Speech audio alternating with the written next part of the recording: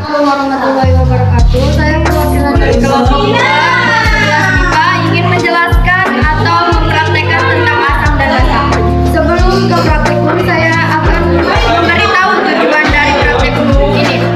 Tujuan dari praktikum ini untuk mengamati perubahan warna beberapa indikator dalam asam dan basa, dan juga untuk menentukan bahan mana yang termasuk asam atau basa. Sebelum itu juga saya akan menjelaskan seperti apa asam dan basa itu. Asam secara umum merupakan senyawa kimia yang bila dilarutkan dalam air akan menghasilkan larutan dengan pH kurang dari 1. Sedangkan basa merupakan zat yang dapat menembakkan asam. Nah, asam itu kebalikan, basa itu kebalikan dari asam, yaitu lebih dari sudi. Secara kimia asam dan basa sama berlawanan. Yang larutan dalam air disebut alkali, basa dan akan ion hidroksida atau ohamin. Sedangkan asam merupakan zat yang dapat memberi ion H+ kepada zat lain atau menerima elektron bebas dari suhu atau basa. Saya akan memberitahu alat dan bahannya apa saja. Di sini ada CH3COOH atau yang disebut cuka, dan larutan NaCl atau garam, larutan jeruk, larutan sabun cuci piring, larutan sabun mandi cair, larutan deterjen, larutan pasta gigi, larutan sampo bayi, larutan sampo dewasa, larutan kunyit, dan larutan bunga sepatu.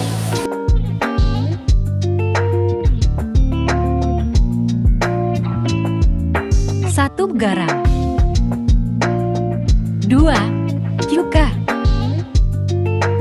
3. Sabun cair dewasa. 4. Pasta gigi. 5. Deterjen bubuk. 6. Kunyit. 7. Jeruk nipis. 8. Bunga sepatu. 9. Sampo dewasa. 10. Sampo bayi. 11. Sabun cuci piring. 12. Sendok makan. 13. Cube. 14. Air mineral. 15. Kit.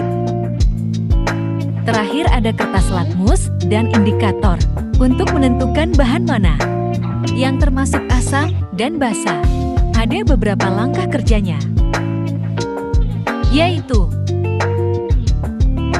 tuangkan bahan-bahan tadi ke dalam cube. Tambahkan 20 tetes air. Lalu aduk-aduk sampai tercampur merata.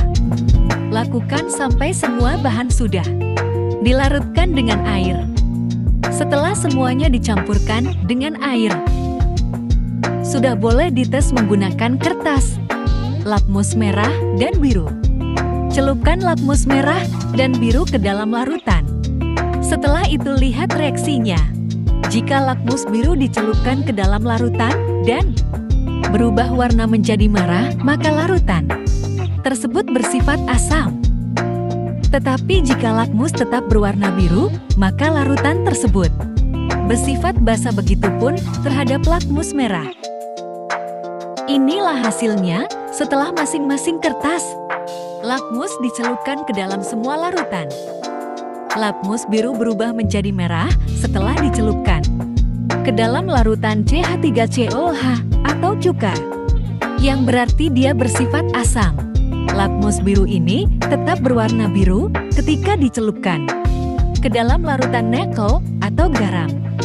Berarti dia bersifat basa. Begitupun seterusnya. Dan kita sekarang akan menentukan pH pada suatu larutan yang kita uji. Untuk menentukan pH pada suatu larutan, kita akan menggunakan indikator universal. Celupkan masing-masing indikator ke dalam semua larutan.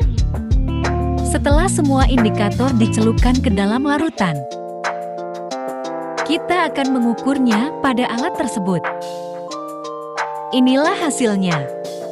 Larutan CH3COOH atau cuka bersifat asam. Dan nilai pH-nya adalah 3. Larutan nakel atau garam bersifat basah. Nilai pH-nya 7. Larutan air jeruk bersifat asam. Nilai pH-nya 3. Larutan sabun cuci piring bersifat asam.